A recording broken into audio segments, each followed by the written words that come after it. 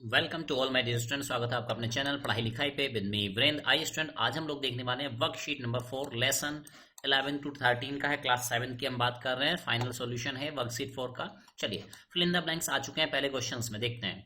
ए और an, image is the actual representation of an object captured on a screen. यानी जो image होती है वो एक्चुअल रिप्रेजेंटेशन होता है स्क्रीन पे, ठीक है।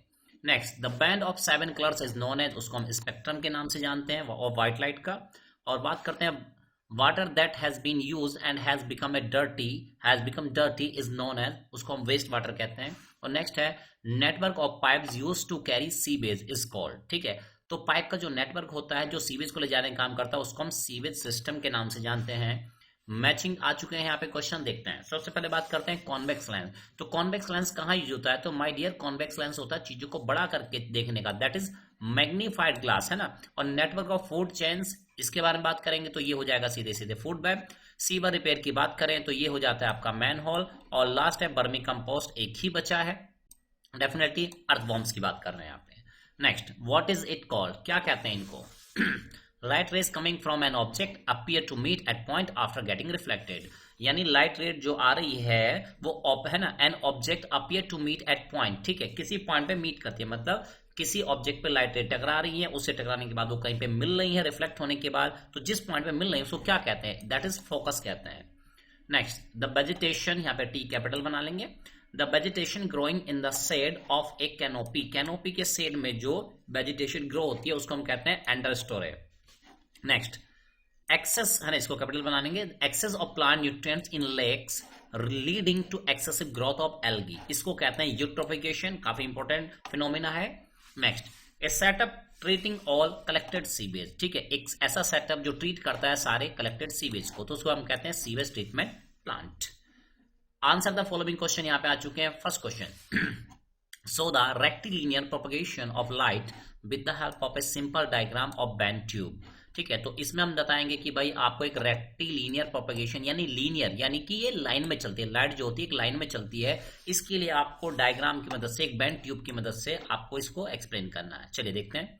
Since the candle flame was visible through the straight pipeline, अब यहाँ पे पहले डायग्राम देख लेते हैं माय डियर, ठीक है। तो ये एक सीधी स्ट्रेट ट्यूब है, ठीक है, और ये एक बैंड ट्यूब है। तो आप देखेंगे यहाँ पे जब कैंडल फ्लेम रखी जाती है तो ये फ्लेम को आप स्ट्रेट सामने से देख पा रहे हैं, क्यों? क्योंकि लाइट बाय स्ट्रेट लाइन में चलती है। जबकि यहाँ पे जो कैंडल फ्लेम, ये जो फ्लेम रखी है, ये लाइट यहाँ जा रही, रोशनी जा रही है, बट आप देखेंगे कि आप इस फ्लेम को नहीं देख पा रहे। इट मीन्स, इससे पता चलता है कि लाइट स्ट्रेट लाइन में चलती है, ठीक है, बैंड होके इस तरीके से नहीं जाती है, ठीक है। तो आप यहाँ पे कैंडल को नहीं देख पाएंगे, ये बेसिकली आइडिया। अब इसको पढ़ लेते हैं। Since the candle flame was visible through the straight pipe, सीधे पाइप में आप क्या करेंगे?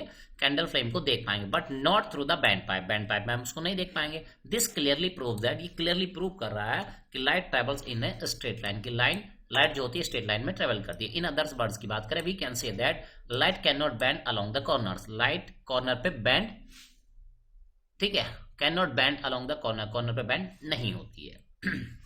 Next, Why is a forest called a dynamic living entity? Forest को dynamic living entity क्यों कहा जाता है? तो चलिए जानते हैं। The forest is called dynamic living entity. It provides favorable condition, क्योंकि ये प्रोवाइड कराता है favorable condition, यहाँ पे कॉमन लगा लेंगे, ठीक है। For the growth and development of the plant, यहाँ पे growth होती है, development होता है plants का, animals का, microorganisms का। The wide variety of animals, बहुत सारे तरह के animals होते हैं, such as herbivores होते हैं, carnivores होते हैं, help the forest and grow, ठीक है, वो help करते हैं, ठीक है, और क्या करते हैं? ये ग्रो करते हैं। तो यानी कि बहुत सारी चीजों को ये लाइव करने में, वहां पे उनकी लाइफ सस्टेन करने में हेल्प करते हैं, इसलिए इनको लिविंग एंटिटी कहा जाता है, डायनेमिक लिविंग एंटिटी कहा जाता है। चलिए, how do forest prevent soil erosion? Forest soil erosion को कैसे रोकते हैं, आइए देखते हैं। As forest have dense vegetation, क्योंकि फॉरेस्ट में डेंस वेजिटेशन होता है। The roots of the plant bind the soil together, तो जो जड़ें होती हैं वो बांध के रखती हैं मिट्टी को, and prevent it from getting blown down, और इनको ब्लो डाउन होने से रोकती हैं बाय द विंड, विंड इनको बहा के ले जाए, पानी इनको बहा के ले जाए, vast away by heavy rain, तो इस तरह से ये प्रिवेंट करते हैं सॉइल इरोजन को। Next question, What are the 3 steps and 3 processes that are carried out in the treatment of waste water? यानी आपको 3 स्टेप प्रोसेस बताने हैं, ठीक है, जो किए जाते हैं ट्रीटमेंट ऑफ वेस्ट वाटर के लिए। चलिए जानते हैं। तो पहला है आपका प्राइमरी ट्रीटमेंट। इसमें क्या करते हैं? This is a mechanical process which involve screening and settling of the large waste particles. Waste water is pass through the rotating screens. यानी यहाँ पे क्या होता है, मैकेनिकल प्रोसेस में स्क्रीनिंग की जाती है और सेटिंग ऑफ लार्ज वेस्ट को सेट किया जाता है, पार्टिकल्स को। Waste water is pass through a rotating screen, एक घूमती हुई स्क्रीन से पास किया जाता है, और वर्टिकल बार्स की कॉल्ड बार स्क्रीन, जिनको हम बार स्क्रीन कहते हैं, टू रिमूव लार्ज ऑब्जेक्ट, ताकि बड़े बड़े ऑब्जेक्ट को रिमूव किया जा सके, such as plastic bag, cans वगैरह, रैक्स एंड स्टिक्स वगैरह को अलग किया जा सके।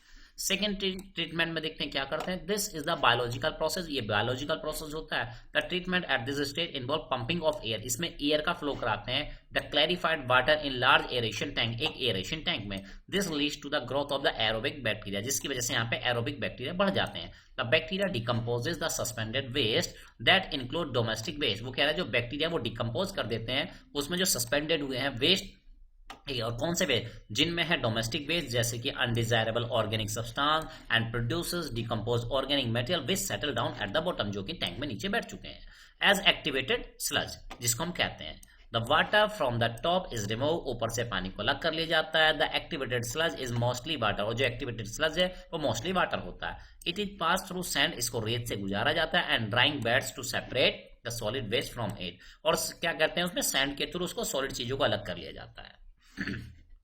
टर्सरी ट्रीटमेंट में क्या करते हैं? This is a chemical process, ये एक केमिकल प्रोसेस होता है, in which water is treated with disinfectant, इनको डिसइंफेक्टेंट से ट्रीट कराते हैं, जैसे कि क्लोरीन हो गया, या क्लोरीनेशन इस प्रोसेस को कहते हैं। It may be further expose to ultraviolet rays, फिर इस पर अल्ट्रावायलेट रेज डाली जाती हैं ताकि किल कर सके हम डिजीज कॉजिंग जर्म्स को, ठीक है। चलिए, say if the following statement are true और फॉल्स, ट्रू और फॉल्स क्वेश्चन आ चुके हैं। देखिए पहला, shadows and eclipse can be explain based on the property that light travel in a straight line. Shadow और एक्लिप्स इस बात पे है ना, इनको इस तरह से एक्सप्लेन कर सकते हैं कि लाइट ट्रेवल करती है स्ट्रेट लाइन, इस प्रॉपर्टी के थ्रू आप एक्सप्लेन कर सकते हैं। तो yes, it is true. Forest maintain the balance of the oxygen and carbon dioxide in the air, बिल्कुल सही है। और next, growing trees on a large scale is called deforestation, trees को ग्रो कराना लार्ज स्केल पे, ये deforestation है क्या? जी नहीं, ये तो एफॉरेस्टेशन है, that's why it is false. Next, toilets have been constructed in rural areas to eliminate common defecation, वगैरह टॉयलेट जो बनाए जा रहे हैं रूरल एरिया में बनाए जाते हैं, ये एलिमिनेट करते हैं ओपन डिफिकेशन, यानी ओपन में आप डिफिकेट ना करें, ठीक है, टॉयलेट वगैरह ना करें। Yes, it is true.